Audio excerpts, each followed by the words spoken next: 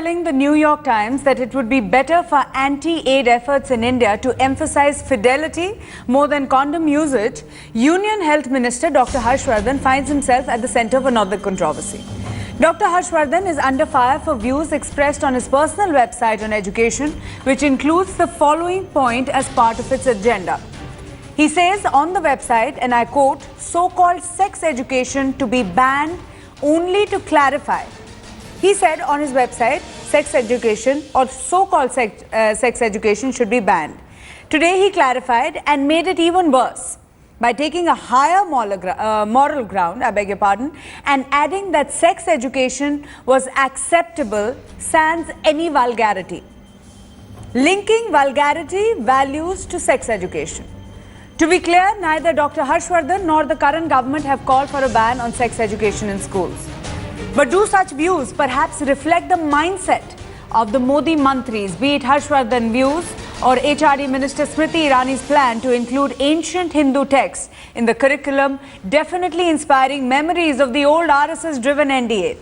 In contrast, however, while Narendra Modi avoided any frequent mention in his particular curriculum or in his debates or textual matter of either of the two matters, it clearly raises a large number of questions. That's going to be the big debate here on To The Point, the first debate here at 8:30.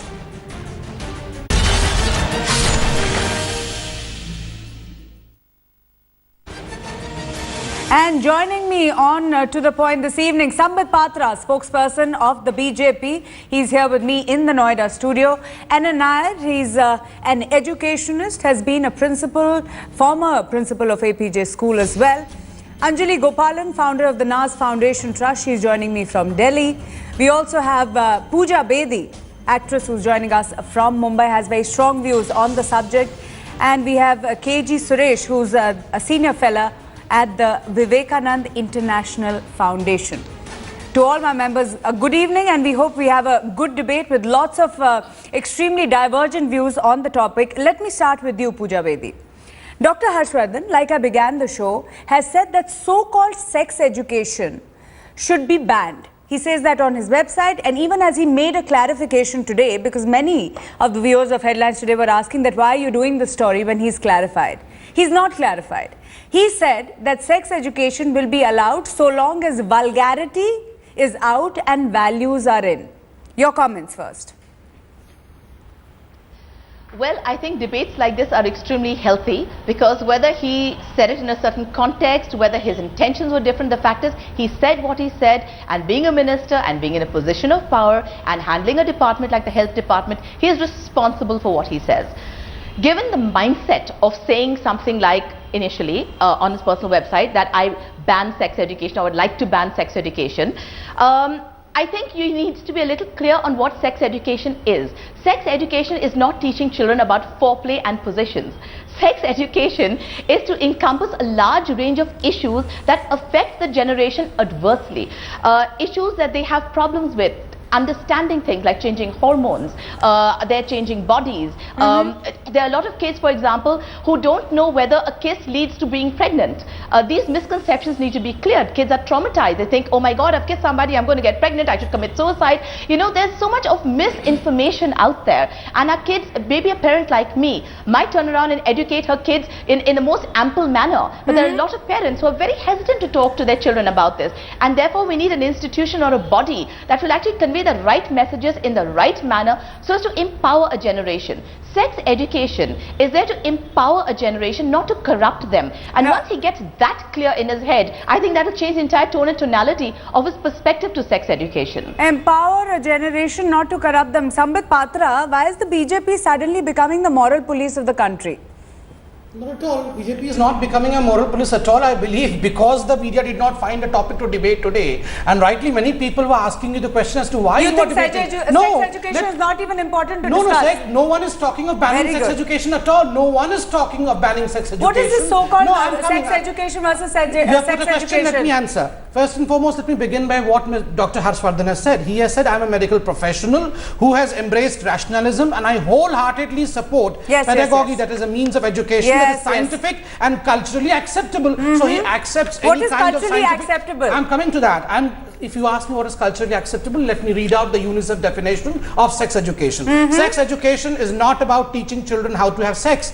It is about implementing a well-researched, age-appropriate, culturally sensitive, life skill-based educational program that will empower and enable our children to defend and safeguard themselves against the sexual vices of society. To discuss right in the very beginning. I'm glad you mentioned UNICEF, because a recent study, the same one that you're quoting, says that 53% of India's children in the age group of 5 to 12, 53%, that's more than half the children in the age group of 5 to 12 have been sexually abused, and in most cases sexually abused by someone they know. And the same argument in the study is educating these children about what is good touch versus what is bad touch, or sexual versus non-sexual touch, would have perhaps saved them, would have perhaps made them report this, because 50% of these children do not report it, Dr. Patra. I agree with you. So please do not give me UNICEF definitions. No, why? You cannot have the UNICEF definition. What's wrong with the definition? The definition is because you are trying to bring in values. No, you are trying to bring in vulgarity to sex education. Be extremely clear over here. No one over here is opposing sex education. Only the fact that we have to be culturally sensitive. We have to put things in perspective. Let me also remind you of the fact. If you are discussing Dr. Harshvardhan, then remember the fact that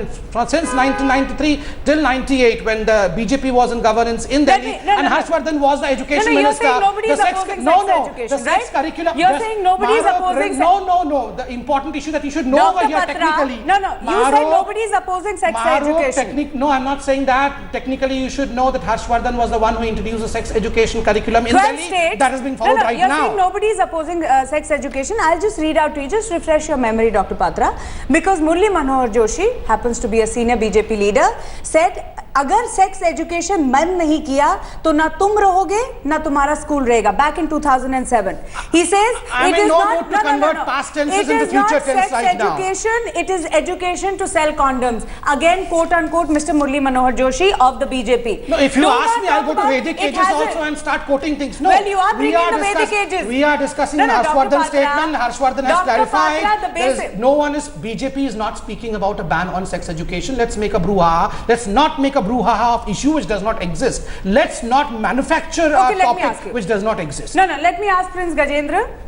Prince Gajendra is a principal correspondent of a senior school in Chennai. Do you have sex education as part of your curriculum? Yeah, it's part of the curriculum. We have a weekly interaction with the doctor who comes and talks with the 9th and 10th standard students. He interacts with them to know what they understand, how they should understand, and it's really to enlighten them of their body and to how to understand a boy about a girl and a girl about a boy. What class do you start the sex education from? What class do you ideally start the sex education from? It should be right from 6th standard. From standard 6, right from 11, when they cross the age of 10, that body undergoes several changes. There is physiological and psychological development in them, and they become very curious to know what is happening. A boy becomes curious to know what happens in a girl, and a girl becomes curious to know what happens in a boy. And it's a right time to guide them to understand the body. And once they understand and enlighten, they start treating them as a real friends, brothers, sisters, and you can really find a comradeship in the classroom. And this will definitely help them. Tell me something, Gajendra. When you hear the health minister of the country say that we are going to integrate value education with course content and put strong emphasis on exposing students to India's cultural relations, quote unquote, Dr. Harshvardhan's website. What do you understand of it vis-a-vis sex education? Please tell me. You want to force words into his mouth.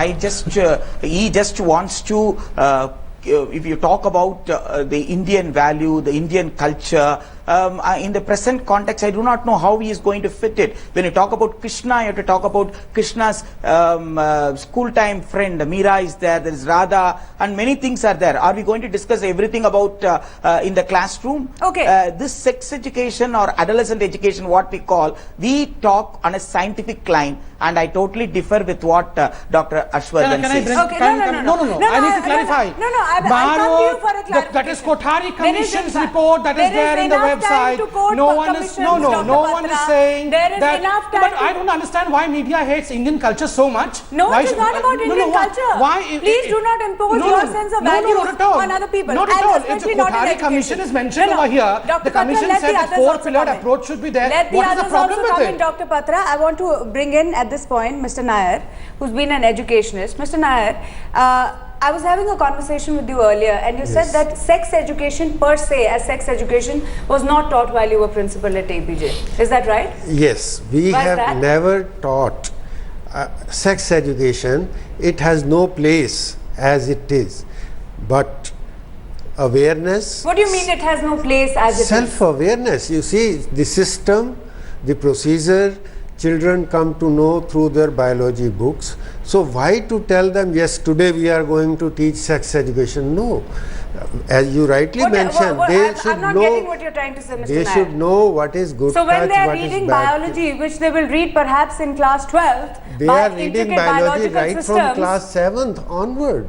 Yeah. They are reading right from class 7th onward. So you think there should be no gender sensitization as far as students are concerned? No. There is no need. Are you aware of the statistics of ground reality of what's happening in your environment? See, these things have existed in the past and you cannot curb it unnecessarily. You have to make people aware of. Are you trying to say that this is what the kids of today must learn? No. It is not required to say that this is sex education. You make them aware of. What is the taboo with calling it sex education, Mr. Nair? No, why to call sex education? What else should you call it? No, you use the curriculum and you imbibe those things in the curriculum. But what is the problem in calling it sex education? Is sex, the word, such a taboo for everybody? It brings vulgarity. It brings in vulgarity. It brings vulgarity. Anjani Gopalan. Our educationists are saying it brings vulgarity. Our health minister is saying it brings vulgarity. Aren't they doing a disservice? Health minister is not saying it brings vulgarity. Of course, no. Vulgarity, I object. Give me the time to clarify this issue. First, let Anjali Gopalan Dr. Harshvardhan, never the health minister of the country, never said that sex is a vulgar word. Dr. Patra, we should not play out by jumping in the middle, you can't have the discussion. I want Anjali Gopalan to respond. If things are put out of perspective vis-a-vis the health minister of this country, it is my duty to clarify things over here. I will since come I'm to sitting you. on behalf I will of give you a chance. I want Anjali Gopalan with her experience in the in this field. We have Mr. Nair, who's been an educationist. He says the minute you use the word sex, you're bringing vulgarity in. No, I think many of us as adults have this huge issue around being honest on issues of sex and sexuality, because many of us feel that if we talk about these issues openly, we are encouraging young people to be sexually active. This is not true, and which is why all these educationists and our wonderful health minister are so nervous. Now, whether we like it or not, surely a politician, surely an educationist understands what the ground reality is, or are they completely out of touch with reality? What values, what morality, what are they talking about? And the fact is that if you do not equip young people to make the right choices and make the right decisions in life, how are they going to protect themselves? How are they going to protect themselves? And where is this discussion happening? And Mr. Nair, for you and for everybody, I understand we have grown up in homes where there has been a problem and there has been almost a taboo on discussing it. But that has to change, and I want to give you some facts where there is a study that has been conducted by the World Health Organization, which says effects of sex education on young people's sexual behavior. It says that sex education does not, and underline does not, encourage young people to have sex at an earlier age. Let us recognize what happens amongst our youngsters. I will quote you study after study. And I want to bring in KG Suresh at this point. You want to ban on sex education, Mr. No, you Suresh? see, I think that we are mixing a lot of issues. What are the issues that we are mixing? Yes, sir? you see. Please tell me what the issues are. Please, let me explain. You know, Shakespeare had said a rose by any other name would smell as sweet. Now, he calls it self-awareness, somebody calls it biology, you call it sex education. Why is this? Now, we are not going to talk about condoms to a child studying in KG, we will tell him about good touch and bad touch. So the levels change according to the age. You don't straight away introduce sex education right from nursery or pre-nursery. Nobody is saying that. So why are we using the term sex education for that good touch and bad touch? It is about awareness, to create awareness about that child. So gender sensitization, as we are calling it the adolescent education program. If somebody wants to call it sex education, he is free. But why is there an insistence that it should be called only sex education first of all? So by any name you call it. Let's not call it moral education is all I said. Secondly, that sex this value is not system, a bad word. just 1 second, let me complete. What is wrong? Today we see a lot of road rage happening on the roads. Mr. Suresh, let me correct you. Even gender is specified in certain forms as sex, male or female. Yes. Please don't consider sex such a taboo word. I'm not saying it's a taboo, but make. you should also not insist on that it should be called sex education in the first place. It could be sensitization, it should be awareness. It is awareness about your body. Why are we particular that it should be called by a specific name? Secondly, value system, the value for life. For example, road rages are happening in the country today. If youngsters are being taught about the value of life, the sanctity of life, if these qualifications to how to obey rules, the need to obey rules, if that is being taught, do you mean to say that the value should not be taught along with driving? Who is saying that, Mr. Suresh? So what is wrong in value education? Why do you want a ban on this education, first of all? No, nobody wants a ban. Then what Nobody do you is want? talking about a ban. What do you want? Only thing is that why is value system being brought in into sex education, which is about sensitive to our local culture. That's what UNICEF has said, UNESCO has said. Wherever you say, in any country, you see, when you enter a religious place, you follow certain guidelines. In certain countries, you have to conform to the society so that please, there is wider acceptability of the same. 1 second, you Mr. need wider Suresh. acceptability because we are not catering to public schools this whole argument of making it value based has resulted in sex education, and I will insist on calling it sex education, to be banned in 12 states of this country. And I want to bring in Dr. Patra here. You can give your clarification as well. In 2007, a BJP ruled state, Madhya Pradesh, turned its back on the centrally sponsored Adolescence Education Program. It's called Adolescence Education Program, right? The latest official statistics of that state, of Madhya Pradesh, which is ruled by the BJP, it has the highest number of rape cases. 14.1% of India's total. Also, HIV and AIDS cases in 2009 to 10, where there were about 3,803, have risen to 5,012. Now, can I answer? It's not just Madhya Pradesh. Let me remind you the 10 states which declined to follow that adolescence education program, in which half of them were Congress. But let me complete. Right now. Let me complete. And this objection was to the toolkit which was introduced in the adolescence program, in which there were explicit pictures to which the teachers, the lady teachers particularly, objected across, so particularly the minorities. Why was there just a complete ban on it? No, why couldn't you let me complete. You should get your facts right over here. There was no complete. There was no ban. Right. Remember, even the UPA government. No, the UPA government had a review committee. The review committee did away with the toolkits, and thereafter we have no problem. No one has problem. And even today, when Mr. Harshvardhan says that we would not accept vulgarity, he is only referring to the 2007 toolkit, in which even the UPA government has accepted, because many chief ministers from the UPA, the Congress ruled states, objected to it, including minority bodies across the country. Okay. Have you said it? Yes. You got your point in? Yeah, I think people have got it now. Okay. Pooja Bedi, let me bring you in. On the one hand, and I'd like to say something. I'd like to say something. Sure, go ahead. I want to say that I think from nursery onwards, we need to teach our kids that sex is not a bad word. It's a bodily function. It's a function. You eat, you sleep, you drink, you have sex. It's just a function. Rape is a heinous act. We don't hesitate to say the word rape. Rape has a much more brutal picture and visual of the act of sex. We don't hesitate to say the word rape openly. We don't get scared to say it. I mean, this is just absurd that we are living in these primitive mindsets and governed by a bunch of people that have limitations, and these mental limitations restrict an entire country from being open and talk about something that is perfectly natural. There is nothing wrong with the word sex. The government of the land when she calls them a bunch of people. Even the channel should show the path. Government is never a bunch of people, remember. She has every right to say that. She's not saying anything derogatory. No, bunch of people. She's not saying anything derogatory, With due respect to the talented actress, I would say bunch of people is not the word to be used for government. Any government, be it Congress, be it BJP. Bunch of people could remember, be anybody. Bunch of people could be the populace. Bunch of people could be a congressman. Bunch of people could be a rich man. Bunch of people could be politicians. Bunch of people could be anything. I'm talking about the fact that people think the word sex is a bad word. It's not a bad word. Who is refusing that we should not bring awareness to the people right from nursery to till the adolescence age? Who is refusing? Yeah, so we are having a manufactured on debate. the 11 states, the maximum where sex education is completely banned happen to be BJP states.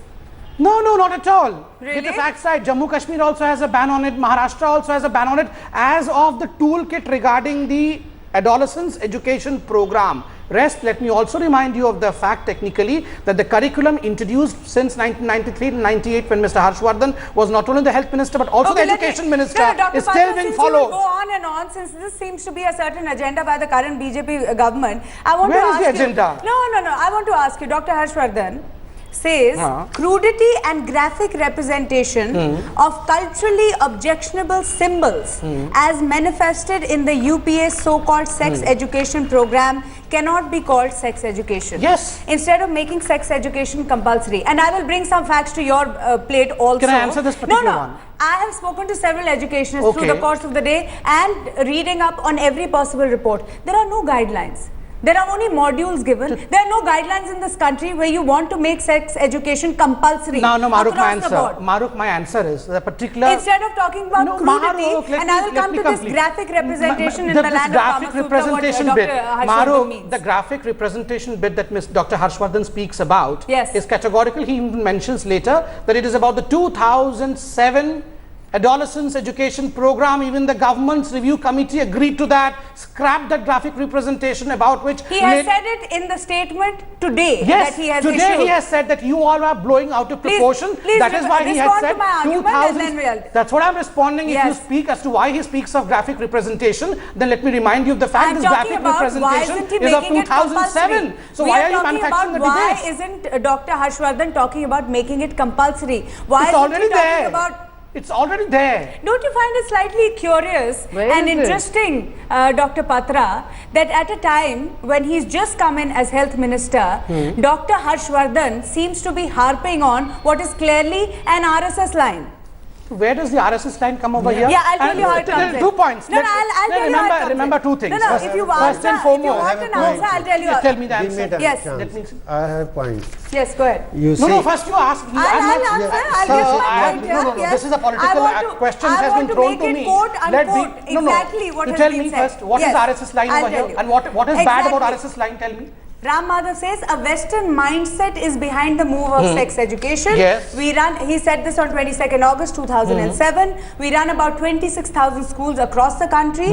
Our teachers have studied the curriculum. They find it obscene. This is objectionable. Giving sex education on the pretext that India has a large number of AIDS patients is illogical. That's exactly. Now, can I read out what? And also, what he goes on to say, we will ensure that as far as sex education is concerned, it doesn't become promiscuous. First and foremost, let me answer. Let us inculcate the values of India and the culture that we must this is the line which is most hated probably. Why it's values of India after all?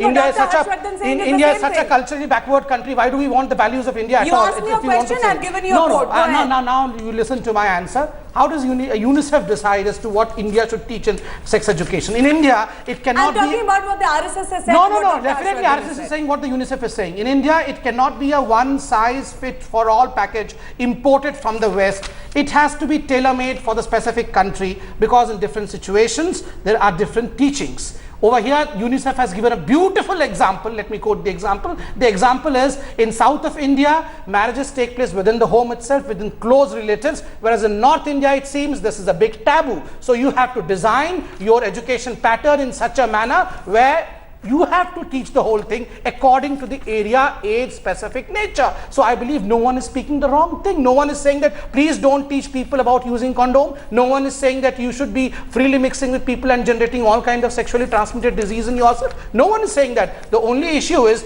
the complaint is with the word value and culture. Why do we have this word value?